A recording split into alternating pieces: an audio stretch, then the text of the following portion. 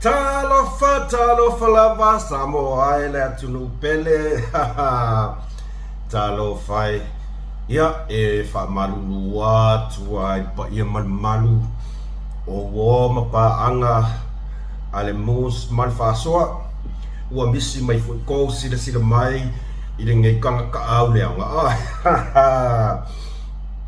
e toi fatalofa tu le pa ia malu se tato atunu pele Samoa tato wala fai mai i whanunga le nei tai au matangofie aso toa nai i a pole aso malolo ua whai ufoi i a whi au mga luenga o le nei vai aso a o mai o tou o a mai lo o tou pa ia molo o tou mamaru ia whamarulu atu ua whai foi si var tato whasoa ia ona o tūlanga foi le maalofia ia safia ngai ai foi male ave taxi ai lea toe fatalo fatu ile swafa man malo Yesu Keriso lo tato wali mo lo tato faola ia elangona lava le nganga al fatau va ia toe tato toe feloa e foi ile neia stonai o le asoiva o me lua fe lua spulmoleono o mai oko au ta se fiaina o le ua te atonu lava se fulu ile tai au le astonai ia i mai sau kofe ia ta to fa soa foi bo ma pa anga u malava ale mus mal fa soa ia e ta tonu lava le nganga o lo tau fai tu sai tato ile alofa male anga le o le tua ia wa foi ni fe au sai to fe ngai ai le nei vai aso di ia le alofa male anga le o le tua o le tangata lava malana sa fatino o fe au manga luenga o vala au nai tato nga lue ia malo la vale o sa i nei vai aso ia o tato tapena tu fo il vai aso fo ia e fa au lava tato nga luenga a ele ia se me ka os mai a malolo se vanga nga fo i ai ia ni aso malolo ia fa ka kom al fatino ina ia o to tiute o fe au mga luenga pe ona tofi nai tato ia tato te sulu lava le ulua e ai taimi e longona i fo il fa vai o le au ngaka ai fo il taimi e ile mood nga fa mai o le fia malolo ia o mea lava e tutupu le aso mo le aso lo tato wola ia o tato wama paanga o mafuta mai o fea lava se tafa o le nei lalo langi o lo e mahua mai ai ia whaasoa fo ia le nei au na whatawaa ia whatalo whatu mus mai whaasoa whawhetai la o tau langolango whawhetai mo subscribers o malava mus mai whaasoa ia whamanuia le tua whawhetai la o tau langolango whai pea i lea aso ma le aso ia ai foi taimi e pe e tau le tala fea ngai ma matangofia la tau whafonga ia senga ngana ia o le tau mawhai la vor toko au nai whaso hatu mata upu ai lo tantanunga ia e au ngā fo i le ngata si o tātou atunu pele o Samoa ia o ngā fo i ate tātou a wa tātou whai ngā malanga ele nei lalo langi le tumau tama matina matua talo fai o mai oto ia tonu o lo fa pe na lava na maua oto le manuia mai lo tato tua tato tapa au sili le langi ia fa pe na foi ona fa talo fatu pa ia mal mamalu o oto songa i fa fia ngai tau le langi no tau fa tua fa pe no fa ma lo le soi fo maua ma lo le folau manuia bi ia lava le tua i mea silisili ma mea le lei na te sau nia pea mo i tātou i taimi uma maaso uma o lo tātou wola e ui lava i no tātou whaalonga tata ia ai e te lingese lava lon to sa ai mua pea lo na lofa ia i tātou lana whanau ia o se whaatalo le a wauna ala tō auna i le nei fo i vaenga o le tae au. Ia o le mea mahasani lava i tātou mta upu ia like, share, subscribe i kako channel. Like, share, ma subscribe i kako channel. Pe a whaapea e te le i subscribe lava. Ngā olo maka maka mo kengia mai ka ika. Ai ke le i subscribe ia. Tō te tālo atu ma lea nganga i tumu i whaalora tele. Ia like, share, subscribe. E ese tāu o le mea leo le o mea le love. Love o le comments, peke le comments a. Ai a love ale mea. Ia o le matua i tāu a lava. Ia mo le mus ma le whasoa. Tāua. Ile a koa se i kūlari ngare ki liki a umafoi a pe kolu angi whangi au whaku pe oka ika e se loka le lei loka le au ngaka i e whaile me leo le whaku e waku ma oko ngara amaka whai koe fosi ka commenting e aso e mua lava ona momoli tele atu la whamalo ia mala whaafitai e se o mātou i tū mālo o whaasale le angalua. E iai nai tupu mana i tamali i sa meli mai i lo nei tangata whaatau waa.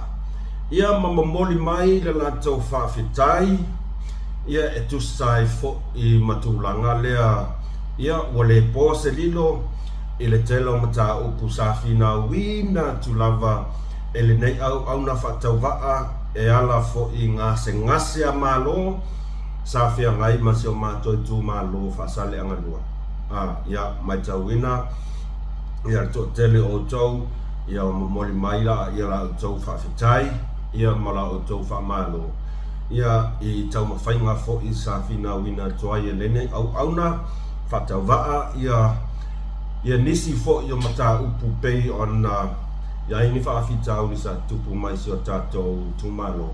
Lea ua tau nuu mane manuia. Lea ua tau nuu mane manuia. Ia, oi ele ni tangata whaatau waa ua tau manatu mai ai. Ia awane o tātou, di ia lea tua pe a whapea. Sa iai lava se au ngā ase o do tama whanau. E ui lava fo'i i le toa tele o i la tau sa lalafo mai ia ni lafonga fo'i lea whaawinga lua o ni lafonga le ma fau e a fo'i le tūlea ua tau mawhai waka alo mai le tino ua iai tūlanga lea wa fia i fo'i ia sio a inga ele ngata sa mua mai nei. Ai sale a vea lava lea matulanga au te whaavai ai ona o tūlanga leo manatu alofa isi o tātou i tūmalo. Ia ele toi whaasiri se leo a mos mai whaasoa ai o te whaamalulua te fo'i i le paia man malo si o tātou i tūmalo. Pe a whaapea sa iai se ngangana wala avale ia po se ngangana fo'i o le tau tamali i mala o tau whaafonga mai. Ia, o lunga lava o we tātou e mea lea e overolo le whiawhia po wa e nau tele e te whinauina se mata upo e teilo e tāua. Ia ukau iai ngol mea ngol kau ai whaamalulu atu. Ai whaafetai tele i la o tau amania. Amana ia ina o le nei tangata whatawa. Ia au kou ia sa whaia ia la ia ni lafonga whapea e winga i lo nei tangata ia o le nāmea ia e le ai lava se leo e whaia iai. A tonu fo ia tarsia ia o ngā ia wane i toi tupu mai nei mea e o nau ta inga lava ia le nei au ona whatau wa. Ia manuia si o tātou i tūmalo e tu sai fo i ia manai whaafita au li pe ona whianga iai. Ai vi ia le tua ona ua mai a fo i sia whakarkala. Ua manuia mea uma Ua solonga le leime uma e lofa malanga le toa. Ia sanga ia ne lola ia ayol tai. Tātou talia ma le whaaftai nei whaamamianga. Ua whisoasoani e tuaisi tātou whainga malo. A wā ole kumoni. E le koe koma. O le ala a alu a le mea. I le milionga. I le lope koe o fo i le kausanga. Kausanga fo se lau li masfulu po wa. O le kausanga o si ilunga se lua se lau. Ia wa le wafonga mai la fionga pal mene no peo aku kausanga le ua si ilunga. A wa le o tato mai tau ina atu Samoa. Matanga o fia i o le o whatantan noanga ale a fionga i ale atawa sabea. Nei ia. E whai ala funga ipu. Au whanongo longo e whatantan noanga ala fionga i a le atawa sabea. Ia ma le fionga fo i le tai fono o le nupi wha. O le asa o tatou mai tau inai. So le ua wha tupula ia tūlanga o le tama ainga si o tatou tunu. E tele lava la fonga ia le ana lafo pea e le si tū e tūlanga lea. Ua le aingi kupe. So le nga makua i mangingo le i lau whaarongolongo. Ia le whaatantanoanga fo i mase fina ngalo o le awhionga tai fono lupi wha e le kama i mea loa i e kako. Ua karangoa kako le mea o le billions. Billions. Nga kupu mua. Ka ilo ia. Ai o loo whaatupula ia le atina. O mea lea. Ua tātou te anu fua i le au i le pola le moku mai kua. E nganga moku. Ua pala le afa. E nganga moku le pola i kua. Ua pala le afa. O lona winga. O le afa. Ua makua i le koe au ngā e se si mea. Tātou sa vali pēnua. Tātou tui mata.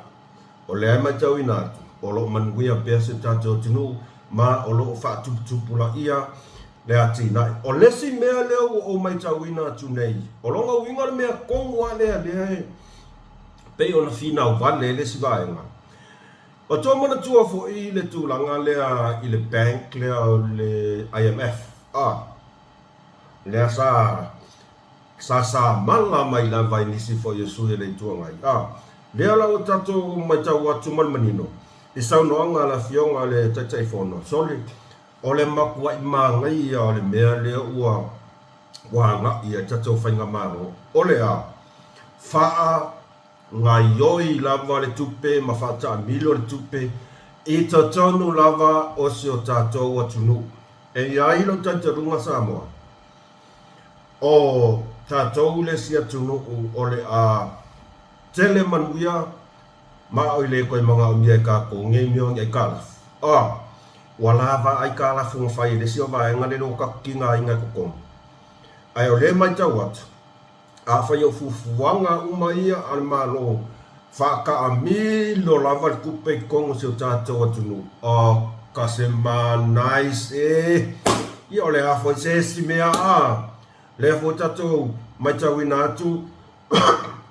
Fei le alu o le kalo ngā walu ngai I Ngisila o mamai les container fast food koe sau le si mea o manuia salilo upomoni lavanda o manuia salilo lea ua o tātou vaaya ai lai pepe se mea le si vaenga ua lea ingi kupe pepe se mai le si vaenga lea ingi kupe Wa uma foi sua maria o mea sa mako whaia. O ka la ngā skoi inga. O tala lava nā stoi ina. A lea tau te mai tau atu, e le si tūlanga I whakapole nei tātou. O lo so man. Wia lava tau whainga tātou whainga malo. Ia mka kova aira ki ngā elo wan. Ia wanti la ia.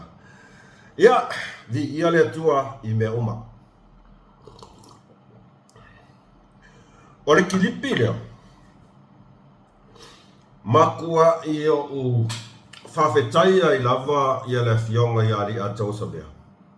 ona o matua I sauno manino I le mea le tupu e to tonu o se o tato tunu ma le au kusikala ma le au bidia kau whaavalea lea ua lai o makua palasi lalo te o tato tunu mai moa mai kiripira ona o mai leo lau tala e wha umatua I se upu media outlets umalava ia social media le wha ngā nei tu le epa mri mongi ma auto umana to anga e whaasala lau tala pepelo ma tala se misinformation disinformation, fake news, o tau nā, wa mafua i o le pa mau lalo, le tūlanga o Samoa I le toa mamao I le lo, ma le maulo lo le pū, le upa u I Samoa.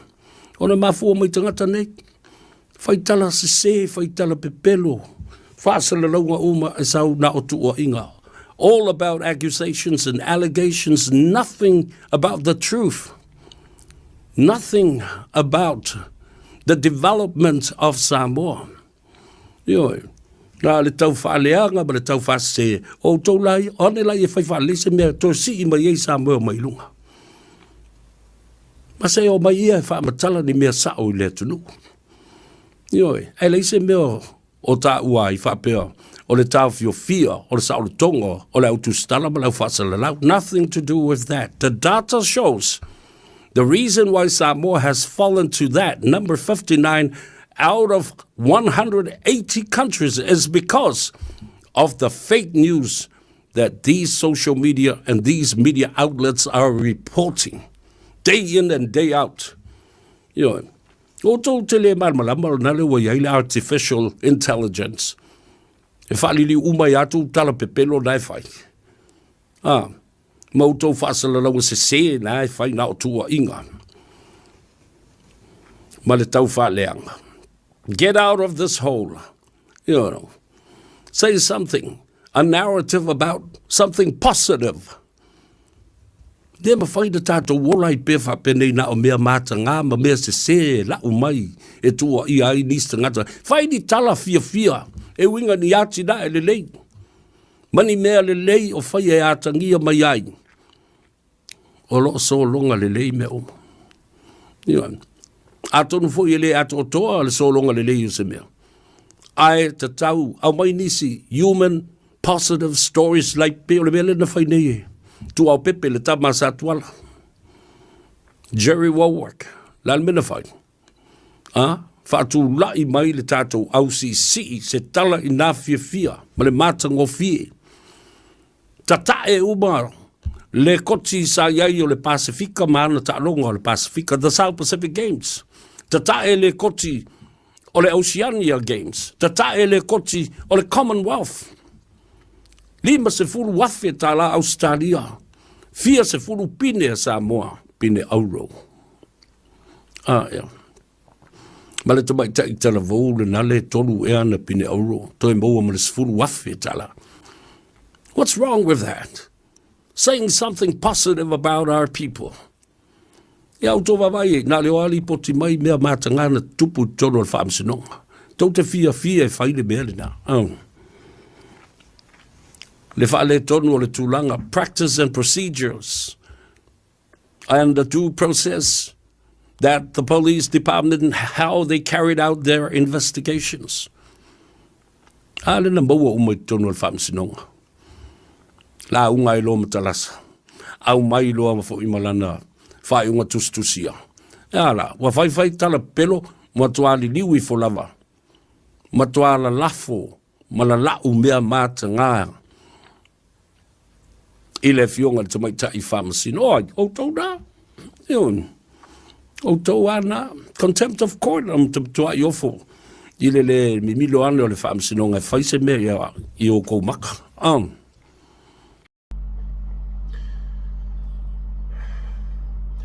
O kou umaia. Media le au whasara lau lea e lea ko a anga e whasara lau kala pepelo. Kala kau whaasese. Misinformation with disinformation. Fake news.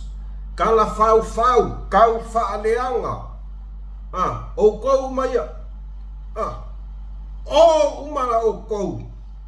O kou mai o mafua ai ona pa uma o lalo le tūlanga o Samoa. Lima ono e po lima iwa.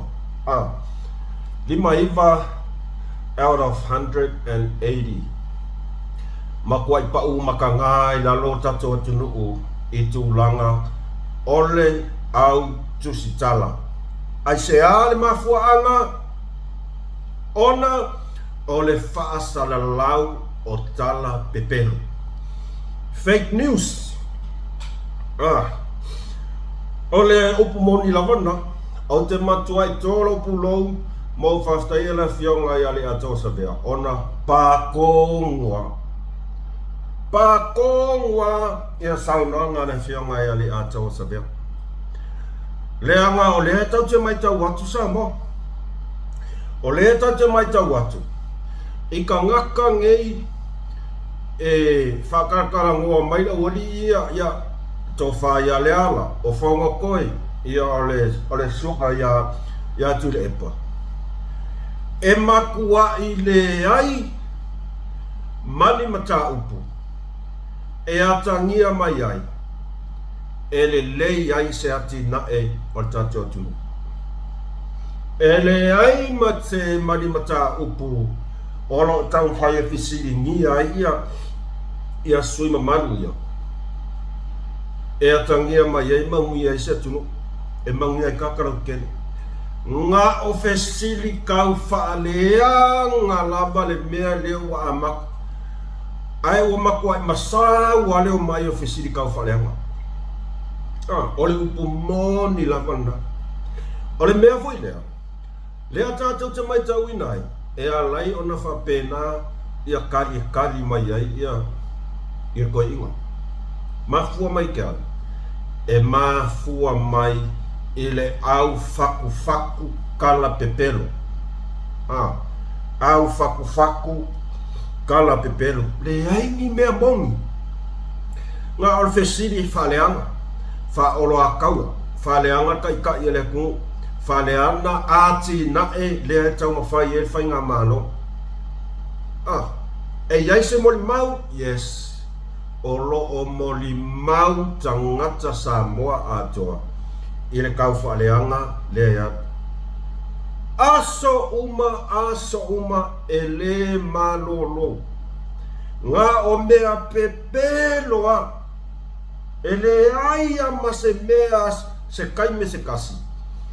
Mea, ngau kako mai kau winga kuai pe kako whaonglongo kuai.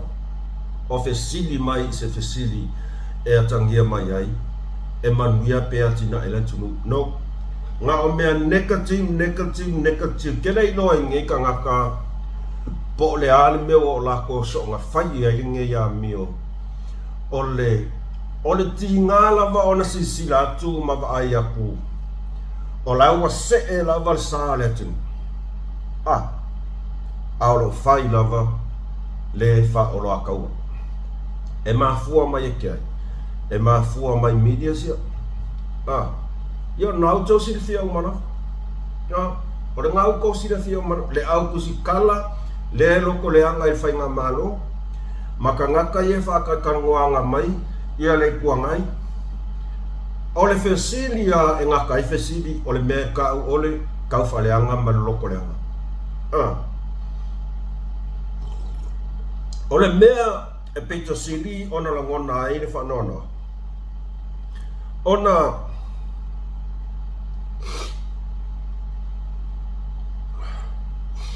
o whatatano anga nei tātou te moli mawina.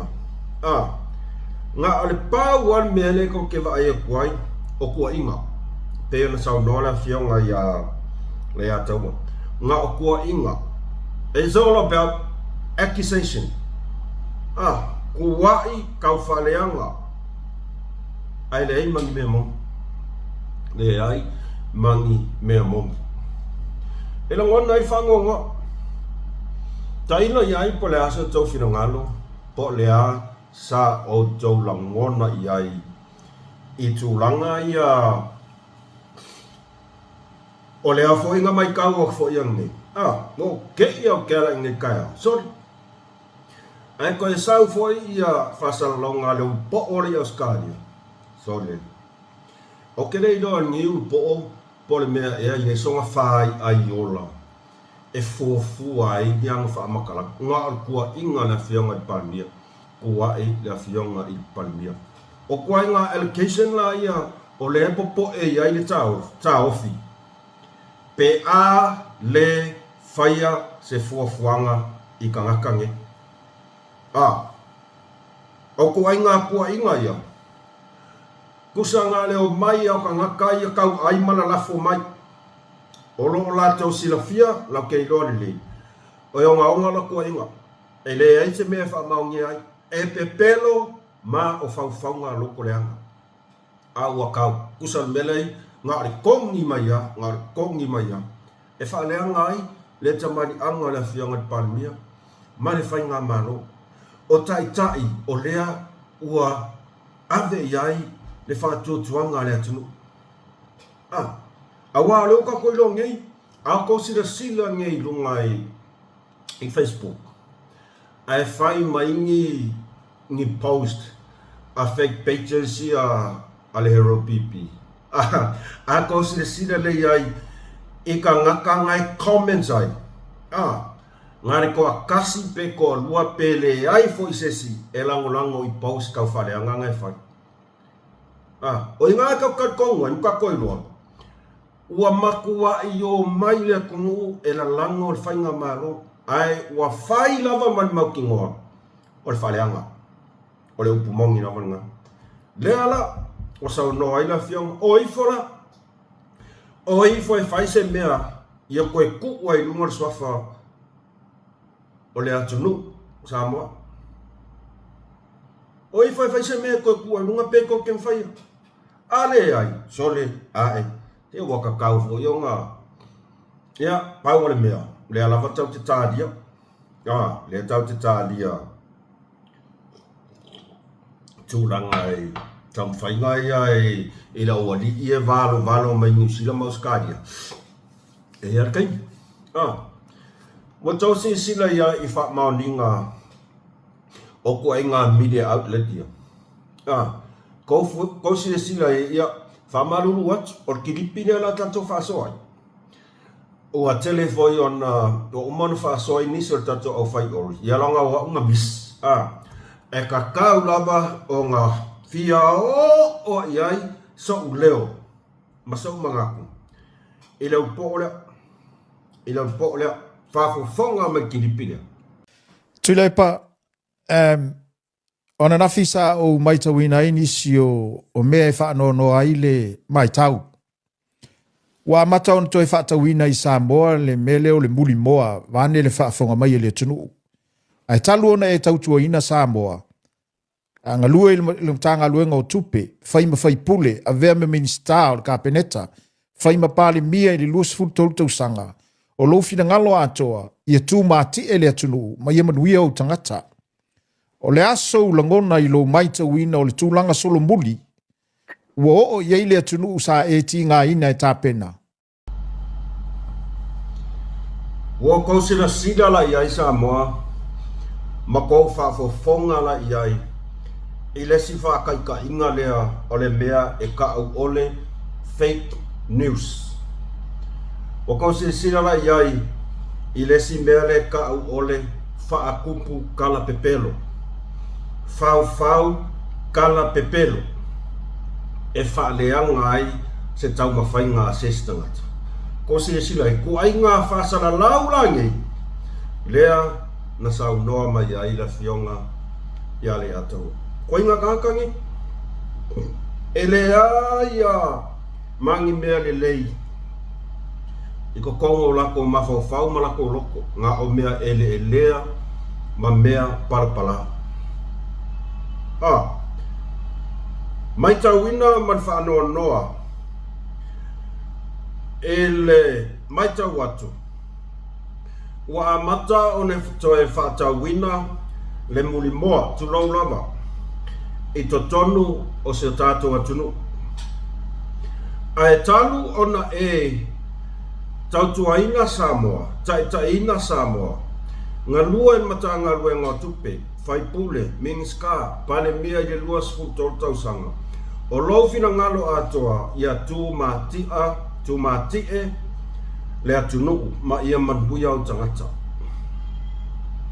O le asa ulangona i le maitau le tūlanga solomuli, ua oo i ai le atunuu. Sa e ki ngā inga e kapenga. Tole. E ese aia ko inga kangaka molako mafaufauma. Muli moa. O ke leiloa wha makala ia ko ai ngā whesiri. O ia whiawhia aile muli maa moe tu lau lava. E whiawhia aile muli maa moe. Ai o so mai. So le fefe e ya mafi sole. Fefe e ya mafi. Tele ni manatu manilangona tangata sa whaaria i fo i mata upu lea. Ia o tera ngona wa lava le na. Ai ole kulanga i le alu solo muli lea ua whai mai ai i kuskala lea. E makaukia pelo. Le whakua o mangei au ngau karangoa ku le ati nae tūlanga le ati nae le wa i ari tatua tunu. Au kene ni lopo le alu solo muli le karangoa ia mafi. O kei longa mafi ua kaua wha solo muli e sese. O kei ngot ko inga solo muli ngā ri mga oi mafi. Ka ingo i ngoe i le ngei ka ngaka. E whanoa noa i le maka ngā o anga mea sa whai. Ia e le koe mai mauaskai me karangoa. O le karangoa mai ai mafi. Le alu solo mulia si tātou atunuu. Sa ti ngā inga kui le epa e kāpenga. Ai au kou whanongolongo fo i la i le kalia sa ilele. Ka ko karangoa mua muala i le upu lea. Wa alu solo muli le atunuu. Sa e ki ngā inga e kāpenga. Mafi. E le lei aro kango e whaasa a koe. Kau mawhai ngā fo ia e whaariak se mga ku i maka upu fake. Mea kongo ia mea kau fake news. Pepelo, kau whaleanga, lokoleanga, o le maka upu e iloa ngō whia kulava. Sa ia whawhaua e whaaleanga ai le whainga mango. E lei kāpenga se kuile e pase. No. E lei ngā kuile epa se kangaka tulou lavarsunge a kuile epa. E lei ngā whako alua ku nge iasa i leli. Ai sa iai ngi kai sa o lātou tautuaina mā tinga e inga foi le atunu. Ai fōringa mai i lau saunga. Ua ngā kuida e pāri kai sa ia ki ngā e inga mai Samoa. O lesi mea ngai loa i lo whaavalvalea. O lesi mea ngai loa ai lo kau pe umi lava ia sa i lele. Pe fia sau mea mau aku koe inga. Whea koe fui. Pe fia sau mea mau aku koe inga. No. Ngā ki ngā e uma e tangata Samoa le atunu mai lava i le taimi e le tutua tas. Se ia o mai taimi nei. Ma ele o ngi kupe fo e sailele. Ngā ki a e. No. O tupe a tangata o le atunu. Po o ai lava le taitai e tūla i mai. E ese fo i ia ngā ia fo i me kokia. E ese fo i la kou fuanga. E a foi. E le whapea kau muli ai mea ngwhaisa i lele. Sorry, a whai a kuala e pio le a wholo ia. No. E kula i mai lama le vaenga wha ma lātou foi whai ngā whaavai. Lātou ta sila fia. e manuia matina e la tunu e se foi kai inga sa ile ia ele fia kele foi sa kala e kai minga kula i mai sa ile ia mai luas fuka usanga mongkup kai e ke le foi ame makau kia papa sa fai nga ko wola ko kau kala au kuskala umai ngo ko wo ko fai kio e se faku ngo fo ka umai lunga le maliu o luanga Aces no ia malesi mea ia langa o le fakwa ngo ngei mai ia kamo ai mulima moe wa vai wa so la wa makang seng ni la fuma moe o so mai lo fa ai mai lo fia ka mai ai fa lo mai ai lo nga fa vale aquele sa moa au ko fa fo fonga la ia ile kani asa ilele sa kani el fesidia lea o ko o ai sa nganga sa ilele fai mai ia o le meanga mo ile atunu wa malaya ka ia e sa kani o le mea nana o le fia i kangakangi o le mea lea o le amanga nga o ai kangakangi e ave fesili fa valvalea fa pea ile koi inga ia kali mai ai e fa valvalea ko fa fonga ile kali asa ilele il fesili lea vai mai ia o umba foi so malio mako meang fai aula wa fia il kupe le me ku fuaku o kuwa inga ia kusa ole wa kuwa esa sa ilele ia tangata nu o Samoa ile la tau fai ngā whiwhiringa a whai mai ia e pūle ala kungu la ko fai ngā whiwhiringa ale koe manganga o ada kungu ia oe li papa sorry se mea o uma foi lo vai kaimi a fai o lo vai kaimi fo ia sa fai ei kuranga lea o le whapolonga le kungu le mawhau le kungu oi ele va lera kungu la sango ngofo va ai kwa lau kanga kaimang ai la sanga ya lo fi ngalo fa pea e a foi e la ngolango aku ia la kungu ya no e pule la kungu ilanga fai nga filinga o le pae inga le wa yengei ele o se pae inga nga fa aku mai ele ka yo le kungu no nga pule ma filia e tangata parota Aula noanga ela ngona fa no yes wa uma foi sua mali o lau ka fa valea sa fai wa uma foi sua mali o lau pepelo sa fai wa sisila kula ku no e master ko inga yang skaiti pele ai uma leva ngo wa uma lo kaimi ai o kulanga le kula i mai kaimi ngai ile sunga ka ele kuangai wanga o le sa mala mai lava o mea sa o la ko faya o awala awala e umanga fai ngi ai o makaya o konkalake ave ko wom ko ainga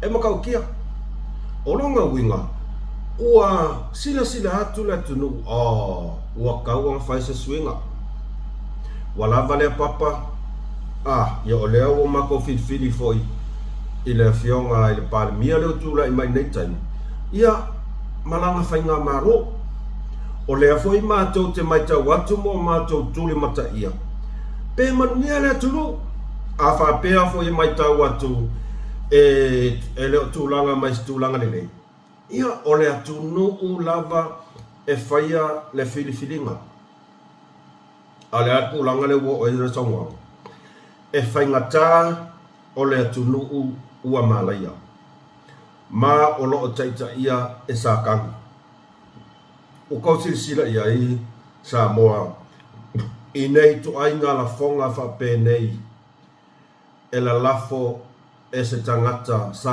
ia taita ia le tunu markelo kausanga. O ia kangia mai ai se tangata e koeanga vaa e taita ina tunu. Ia ua ia makua i solar kofa moni lava. Tulou lava lau sunga taita ele tuai. Ai, o le umi lava o na faa au pea o le tūlanga lea o lo tala noa i tangata nei.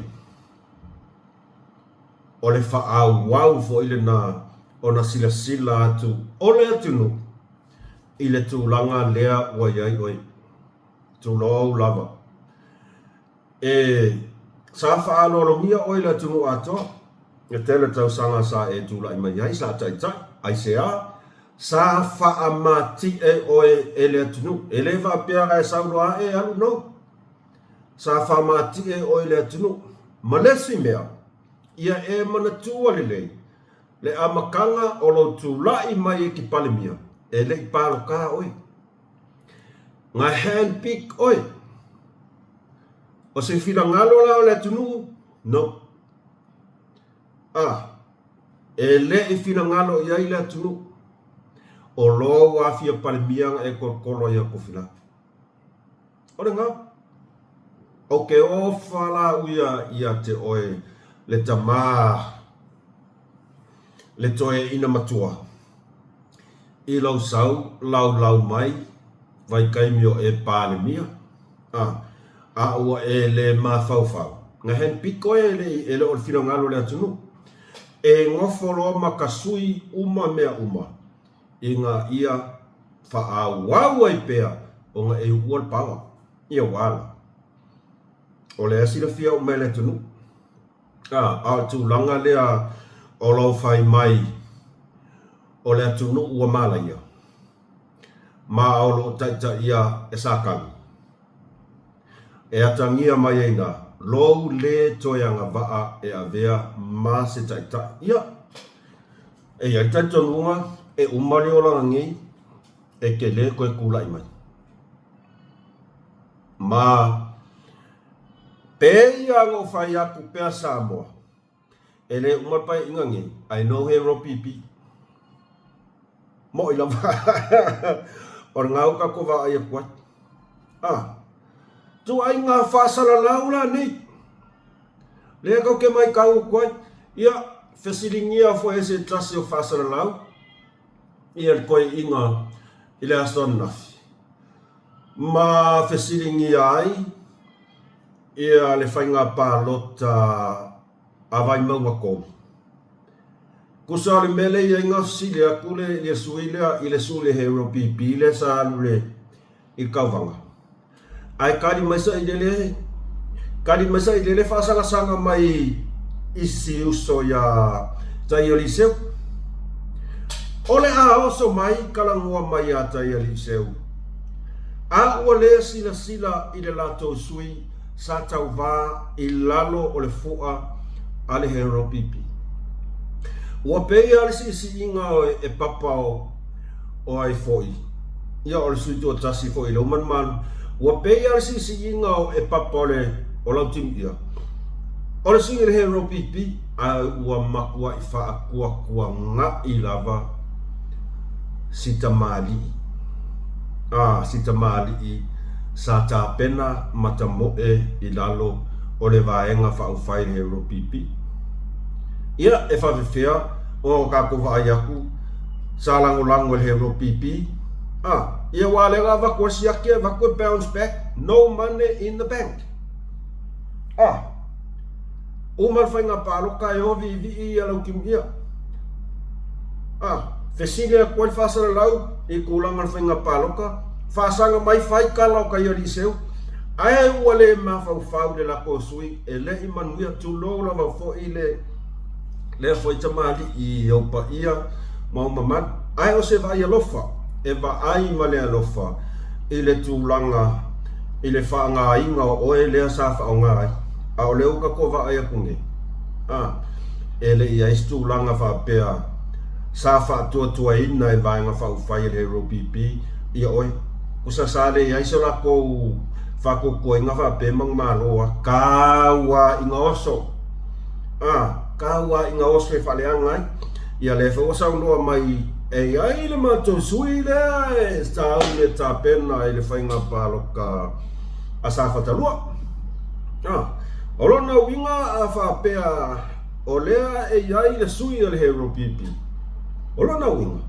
e fa inga palo nga o mea kau whaalea nga mawhasala pei mea i e whai mai e papa maranga vaenga ai o tūlanga na sa mo e melo tato wa ai atuai ua matua i le to iai a se tūlanga e fōlinga mai e to e fōi se lelei e robi pino pau wan mero ka kova ai akuai whaleanga loa ngai whaleanga loa e tatau fōi ona tutu a ai le lei le fionga i palmia ia ma fai ngā maro e tu ai ngā la fonga ngei ma tu ai ngā tua inga o ngā onga nei o le upu mōni la a le whaia se ngai o inga o lea whaina ma kua ia ka ngaka ngei o mafi i langa por kalami ngei kai au